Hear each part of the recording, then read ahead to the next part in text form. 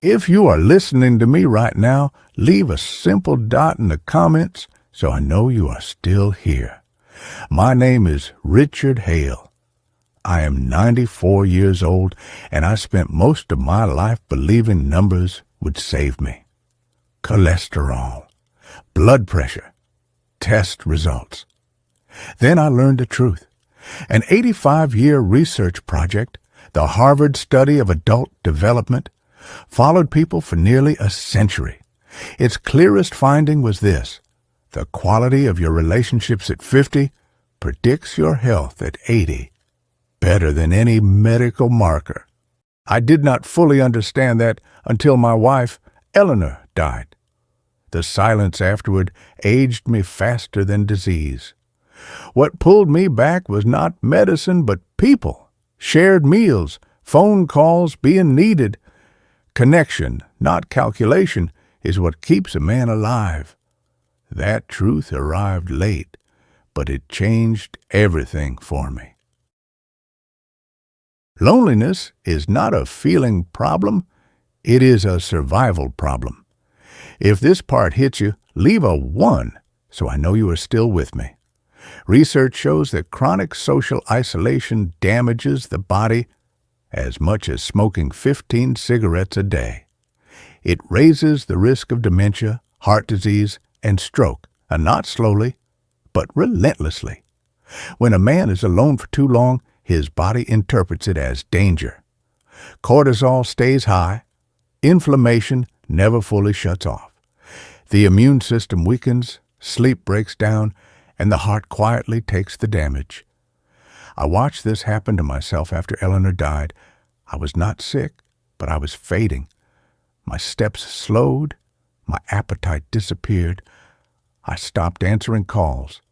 Loneliness does not arrive screaming. It arrives politely, then stays. And if you do not fight it, it will shorten your life without asking permission. After 61 years of marriage, losing my wife did not feel dramatic. It felt empty. If you have ever lost someone like that, leave a 0 so I know you understand. In the months after Eleanor died, nothing hurt sharply, but everything weakened quietly. I walked slower. I ate less. I stopped caring whether the day had shape or purpose. I knew the research. I had written papers about widowhood and mortality. Still, knowledge did not protect me from the decline. What saved me was doing the opposite of what grief demanded. I did not want people, so I went to them anyway. I joined a walking group. I forced myself to eat breakfast with friends twice a week. I called my children even when I had nothing to say. It felt artificial at first. Then my body responded. Strength returned.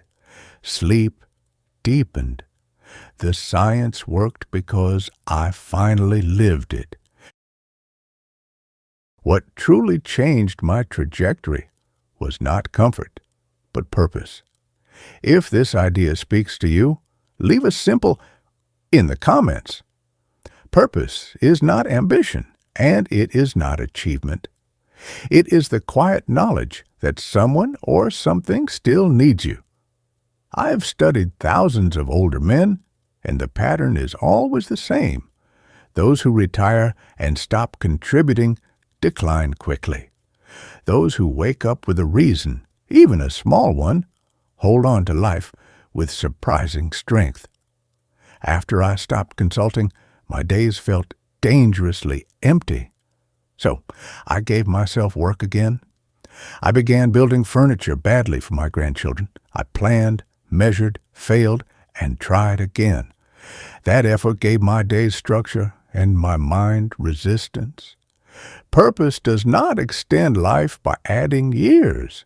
It extends life by making you show up fully for the ones you still have.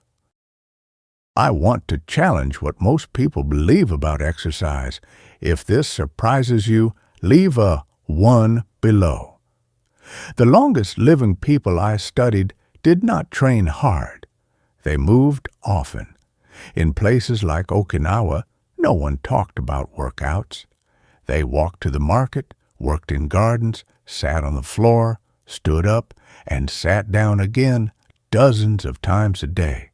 Their bodies were never still for long. Compare that to modern life.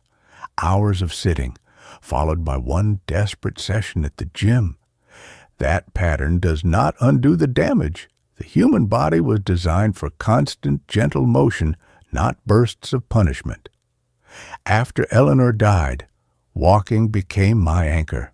2 miles every morning, no excuses. Not fast, not impressive, just consistent.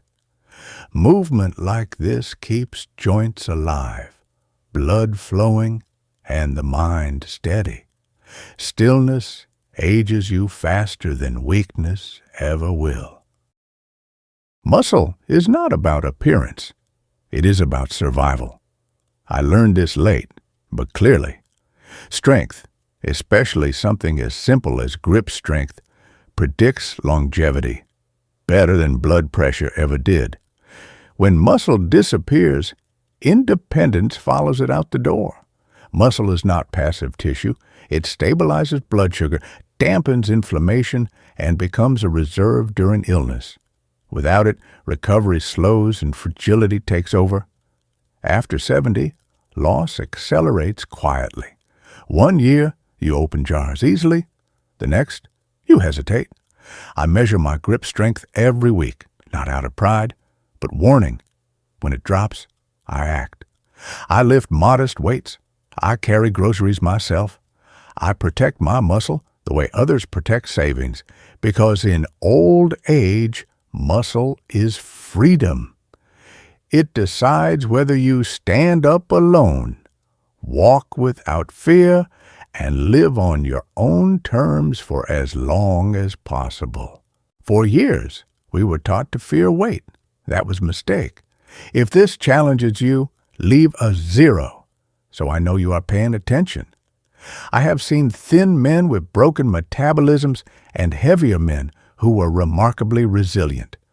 What matters is not size, but stability. When blood sugar spikes and crashes, the body lives in a state of quiet emergency. Insulin stays high. Inflammation rises. Arteries stiffen. This damage happens long before a diagnosis appears. Extreme dieting only makes the cycle worse. The solution is boring, and that is why it works. Eat enough protein to protect muscle. Eat fiber to slow glucose absorption. Move your body, especially with resistance. After I changed how I ate and lifted modest weights, my energy steadied and my mind sharpened. Metabolic health is not about looking thin. It is about keeping the engine calm, predictable, and dependable. There is a danger people rarely talk about, living against your internal clock. If this feels familiar, leave a, so I know you are still with me.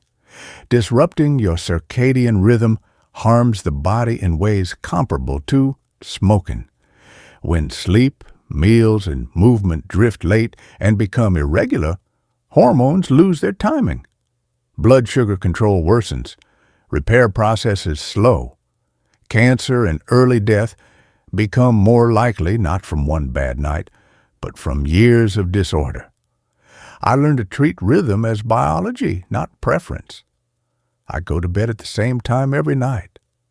I wake at the same time every morning. I eat my largest meal when the sun is high, not when it is gone. These habits are not discipline for discipline's sake. They are instructions to the body that the world is safe and predictable. Regularity is not boring.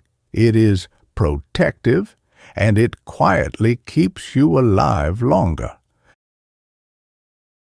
Stress is not the enemy. Unfinished stress is.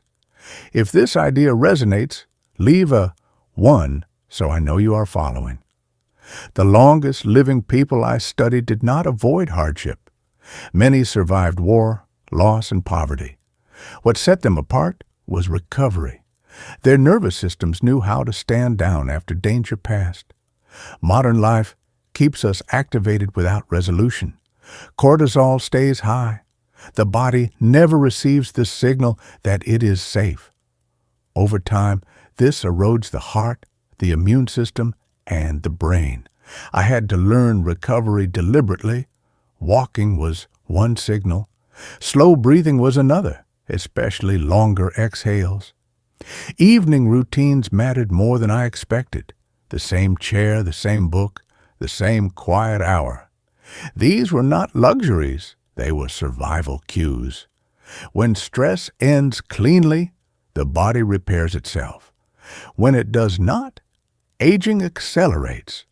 Longevity depends less on avoiding pressure and more on teaching your body how to come home again. I want to end with the truth most people avoid. Acceptance of death does not shorten life, it sharpens it. The men and women I saw age well were not fearless but clear. When you accept that time is finite, you stop spending it poorly. You repair conversations you postponed. You forgive faster. You choose presence over noise. I think about death every morning, not with dread, but with focus. It asks one question: how will you use today? Today, I walk my miles. I call my daughter. I work on a small project that will outlive me by a little. I eat real food. I sleep on time. If this perspective stays with you, leave a final. Acceptance is not surrender. It is permission to live fully, honestly, and awake while you still can. That is the quiet power of making peace.